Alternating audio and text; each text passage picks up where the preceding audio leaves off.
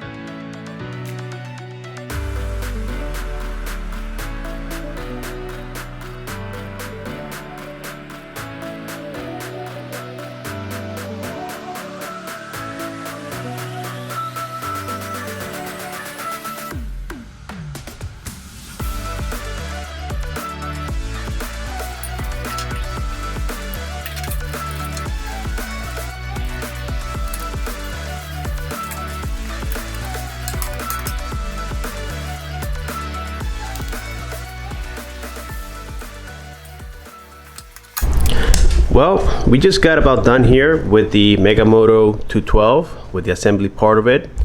And today we're going to be talking about here the main event, which is the brand new Ghost 212cc motor, in which I've done a few things to it. Nothing that will improve anything, to be honest with you.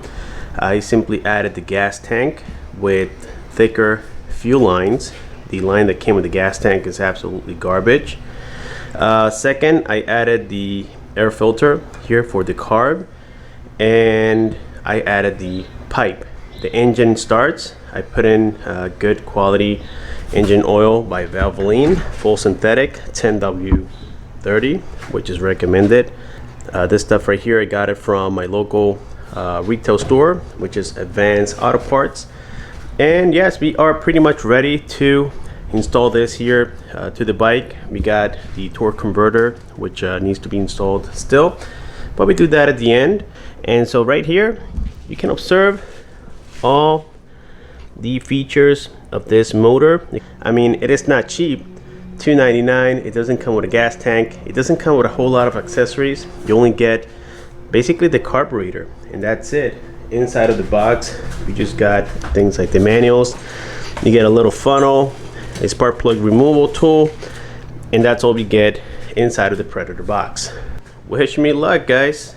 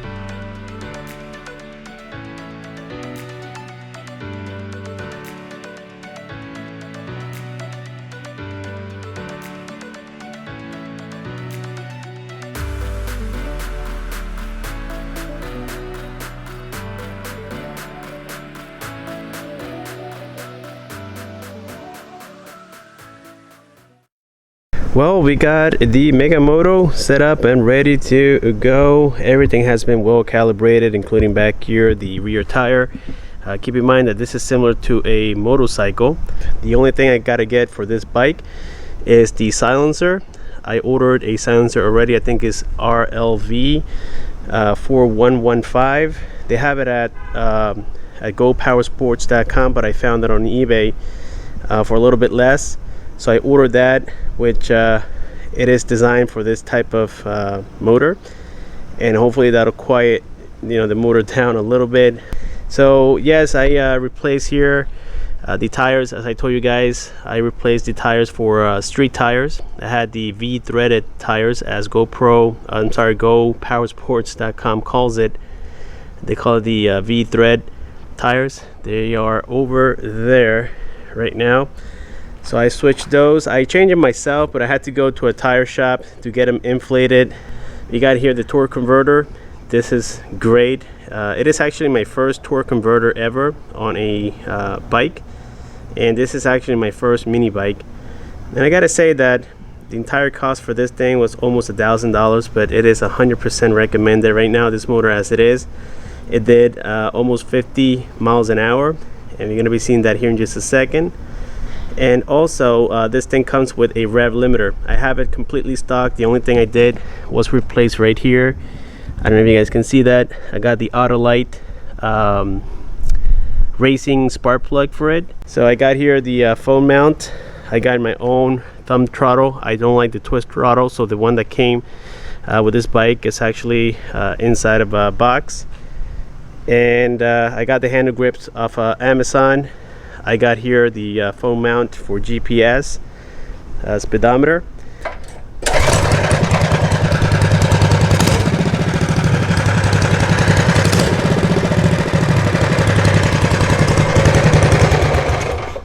And yeah, everything works great. So let's go for a ride and let me know what you guys think down below. Well guys, here we are all set with the Mega Moto 212. We got everything pretty much calibrated. Keep in mind that, as I said before, we still have that Rev Limiter ignition coil on here. I tried installing the other one, but it didn't work. It wasn't starting right, so I'm assuming that it was defective. So anyways, we got the kill switch on. The motor is all set. We got here my GPS speedometer, which is my phone, and let's get it started. There we go.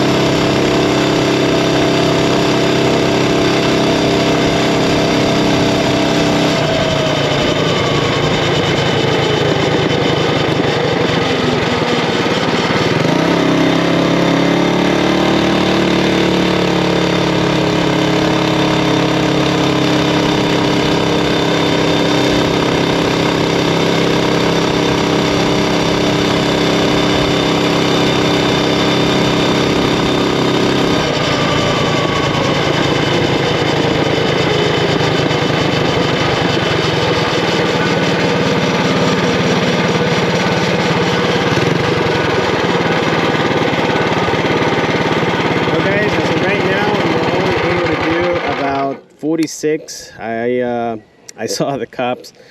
There's a school zone. I forgot that around this time they come off school, so I'm gonna try this again. But yes, we did hit about 46 miles an hour, and again, that's with the Rev Limiter on here.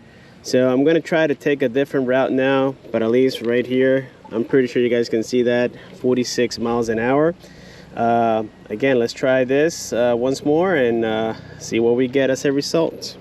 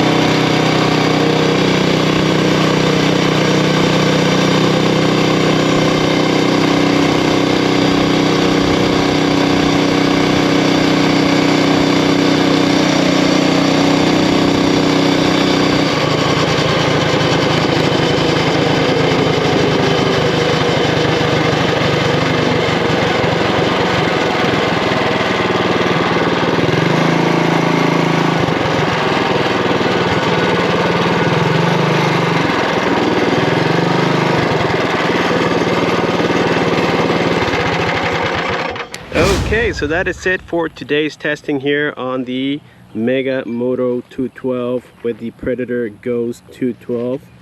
And well, I gotta say, I am quite impressed for this thing to be limited right now at 6,000 RPMs. I was very close to reaching 50 miles an hour. So imagine when I unrestricted to where it can do up to 9,000 RPMs. I am pretty confident this thing will hit 60-65 miles an hour. And to me, it is definitely worth it to get this frame. It is built for it. Right here we can see on my app that I did do 47 top speed. For the light, I might use a battery mod for it to where I attach a rechargeable battery. I might do that on the next video after I update the ignition coil. So stay tuned for more, guys. I will definitely be bringing more content about this bike. Let me know what else you want to know about it, and I will do my best to bring it on the next video. Thank you so much for watching. Subscribe for more, comment, like, and share. Don't forget to click on the bell icon so that you don't miss future videos like this. See you later.